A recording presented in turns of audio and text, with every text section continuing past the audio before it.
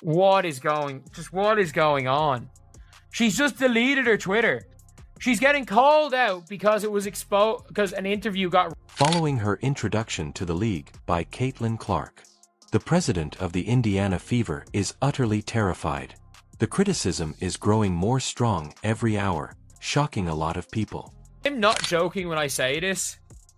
Something's gone weirdly wrong. Like, we hired a freaking Chronically Online. But wait. This goes beyond a single news conference or a widely shared movie. The story is somewhat more complex. I also have all the information. And I will say it again. Stephanie White, Amber Cox, Kelly Crosscroft, the Indiana Fever president, they were not ready. Now, Christine Brennan in her book confirmed the WNBA and the Indiana Fever did not realize what they were about to get themselves into with drafting Caitlin Clark, because the popularity they weren't prepared for and didn't see. Following a disastrous turn for the Indiana Fever's front office, Clark is speaking out.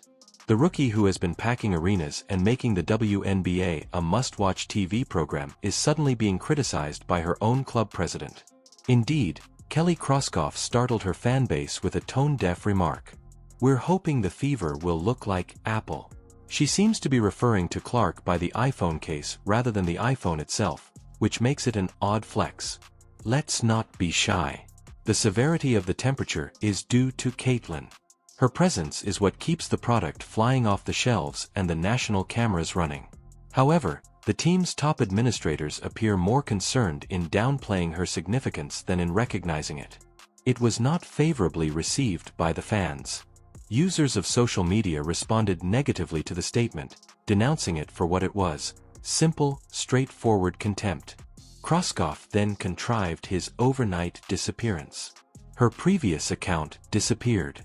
No explanation, no apologies, just gone. She logged off in the hopes that the heat would go away, as if having realized her error. However, it's too late already. Fans of Fever and the internet never forget.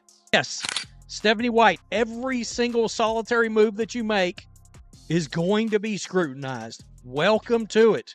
When someone shuts down their social media accounts during a scandal, you can tell they're feeling the heat.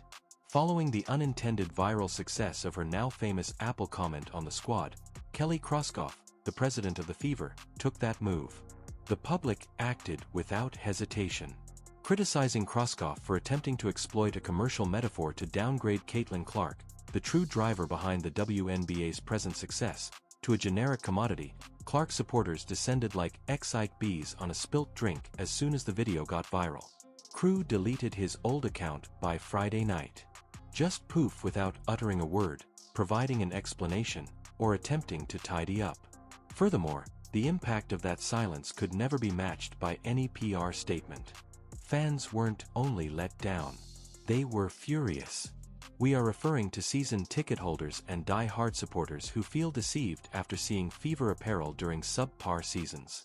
Their squad's front office is purposefully ruining the moment they have all been anticipating. Even worse, there had been no word for weeks regarding Clark's judicial treatment. Game after game, referees have tossed her around as though they forgot their whistles at home. Furthermore, her president is no longer able to recognize her worth without bringing up the brand. Please remember that Crosscroft's flight to the hills was the sole thing that validated the suspicions of the people who saw through it. The Fever's front office initiated the match, and it's now more than just poor publicity, it's a major trust issue. Next was Sophie Cunningham. Before we start though, please click like if you believe Caitlin is being singled out on purpose. If you believe that the references are simply blind, kindly leave a comment. Sure, kindly press the subscribe button. From now on, things will only get more bizarre. I know I would mess up all the time. Yeah. Like, I'm not saying that your job is easy, but when it is a simple call right in front of your face multiple times, What are you doing? You said just go tomorrow. You're on the Las Vegas Strip. What can the Las Vegas expect from Sophie? Oh, you know what? I'm just gonna be me. I don't go in there trying to predetermine anything. I'm dialed in. I need to focus on hitting my shots, making sure I'm executing the schemes right. I'm not focused on the extracurricular activities. And you know what? During that, it was just part of the game. I think the refs had a lot to do with that. It was a build up for a couple of years now of them just not protecting, the star player of the WNBA. And so at the end of the day, I'm going to protect my teammates. That's what I do. And I'm a team player, so it's all good. Caitlin Clark, the unofficial vice president of Try That on Our Court and You'll Get Dropped, is allegedly protected by Sophie Cunningham. Her comments merely sparked the league's interest. Sophie lost it in the first episode of her podcast, Show Me Something. Her uncut speech was taken directly from a Netflix show. She wasn't only going after rivals, either. Everyone was at fault, particularly those who minimized Caitlin Clark's importance to the league. You're literally dumb, not once, twice, but 3 times, she said. The video gained popularity on X, YouTube, and TikTok. It's the catchphrase at the moment. Sophie was also fully aware of what she was doing. She doesn't simply talk though. This is the same Sophie who, after Clark's elbow to the face, body-checked a Connecticut Sun player into a different time zone. She was unconcerned about being expelled. I will stand up for my teammates. Do it, she said. This is where things become more tricky though. Sophie did more than just call out opponents or poor officiating. She began shooting at the Indiana Fever, her own team. She asserts that the locker room is where some of the true contempt for Caitlin originates. Her podcast is being referred to be a declaration of war by certain squad members. It's true that there has been tension among the fans. The WNBA is not the only league where established professionals and viral hits compete. It is currently smoldering in Indiana. Sophie is also not here to show kindness. She is coming to cause a stir. Wasn't a dirty play. It was an intentional foul and it was meant to send a message. It turned into a scuffle and I don't think anybody wanted that. But the way that the game went and how egregious the referees were and how they were not protecting players, and they especially weren't protecting the #1 player in this league, the biggest draw in this league, which is Caitlin Clark, and they continue to not do that. To me, this was not a dirty play. This was making a statement because the referees didn't do their damn job. This would not have happened at the end of the game if the referees did their job during the first play. If the referees did their job, not just the first play, every single play leading up to that. If the referees had control of the game, that is their only job. The referees' first job, their #1 job, is to protect their players. Like, I get it to a certain extent, and like every rookie coming into the league, that's how you're going to treat them. But there's just more. To a certain extent, I understand. And that's how you're going to approach each rookie into the league. For her, though, there is just more. Let's be honest. On the court, Caitlin Clark is being questioned. The ref said nothing while elbows, body checks, and gouged eyes occurred. In the NBA, there would have been messages, penalties, and breaking news alerts if someone had touched LeBron or Steven in that way. However, after Clark is robbed in the W, the action continues. Consider the Fever versus Liberty game on May 24th. Natasha Cloud Rams Clark is in the middle. In a 2-point game, there seems to be a shoulder-down collision. The referees gazed at each other. Are you all serious at this moment? Clark asked silently while raising his palms. As the buzzer sounds, the Liberty cheer continues. Sophie Cunningham was unreserved. I feel like burnt dirt again, she said. She simply deserves more. She is correct. Avoiding the harsh and obnoxious double standard is becoming more and more difficult. This is targeted disruption as opposed to forceful defense. Some competitors have even tacitly acknowledged the existence of an underlying purpose. Get her to work for it. That's code for breaking her before she becomes too noticeable, though. And that's precisely what's taking place. However, Clark will not break. She did not attend the league's elaborate hazing ceremony. When the referees failed to sound the alarm, she took over. Sophie is using the microphone as if it were her full-time job, slinging shoulders and flames. This goes beyond a few poor decisions. it is starting to become more well-liked. To be honest, I'm beginning to suspect that there might be a conspiracy. You are aware that this is more than simply a basketball story if you are still here. Watching Get in the Mix isn't enough. Then, like, comment, and subscribe to keep current. The course of events could change at any moment. Sustain the growth and the interest level in the franchise. I mean, this is about the Indiana Fever. Yes, we have a foundational player in Caitlin Clark and Leah Boston, and, we're going to continue to add to that. But I want this team to be the leader in the country and, a brand, an enduring brand, like Apple or something. I mean, we have a real... Behind the scenes in Indiana, things are not going well, and instead of just spectacle, there is now actual fighting. The business suits, on the one hand, are attempting to turn the craze into an elegant brand like to Apple. However, this truth is known to athletes, supporters, and even rival coaches. Caitlin Clark is the brand for a while.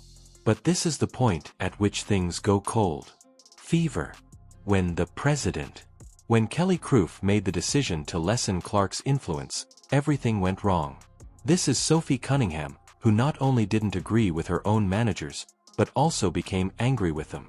This was also not an unplanned emotional outburst that happened during the interview. Not at all. According to insiders, the podcast tirade was planned. A planned assault following the president's remarks. Sophie's mockery of the WNBA wasn't all she did. She displayed receipts and publicly called out her own front office. Irritation is not what that is. Rebellion is that. To be honest, it revealed a serious identity crisis within the company. The Fever still aims to establish a dynasty even though they already have the central point. Additionally, they are behaving as though she is a threat rather than expressing gratitude. The group is now divided. Some people believe that Caitlin is the future. Some people are holding on to power from earlier times. And what do you know? They are not heedless advocates. Neither is Sophie. Additionally, Kroof is not based on that enigmatic deleted prior account. Let's tell the truth. Here. What the WNBA is doing with Caitlin Clark is the equivalent of the NBA doing this to Michael Jordan in 1986. It just doesn't make sense to me. You are biting the hand that feeds you. Mind you, Twitter would melt if LeBron James were smashed to the ground after being stabbed in the eye. The league delivers Caitlin Clark crickets, a crunch, and no whistle, yet the SportsCenter would run it non-stop. Imagine Steph Curry playing unprotected and getting battered game after game. Would the NBA simply ignore it? Not at all. But Caitlin Clark is experiencing precisely that. She is by no means a novice. She is the reason why everyone is following women's basketball. Everything revolves around Clark, the crowds, and the ratings. She is the source of revenue. She is also being treated as a benchwarmer in other respects. The best words came from Sophie Cunningham. Not acceptable. During a news conference, Coach Stephanie White criticized the officials for continuously disregarding it. Fans are able to view it. Although the media is aware of it, the league says nothing. This is the unpalatable reality. This league would submit to Clark if he were a man. Rather, she is being pushed around and the executives on her own team seldom ever do anything. Sophie is standing up for her. The people who ought to be her supporters are too preoccupied with politics, but the fans are battling for her. Clark is more than simply the future. She's already here. The issue is that the old guard continues to behave as though they are going to be ran over in 2010. This is a reckoning rather than merely a quarrel. Although Caitlin Clark's reputation will endure, the WNBA's management and her own club may be missing out on a once-in-a-lifetime chance. Additionally, Sophie Cunningham is always reminding us that you are either a whole person or you are with her. And believe me when I say that if you thought this was crazy, the next update might blow up the internet. Please click the bell, subscribe, and leave a comment to ensure your voice is heard.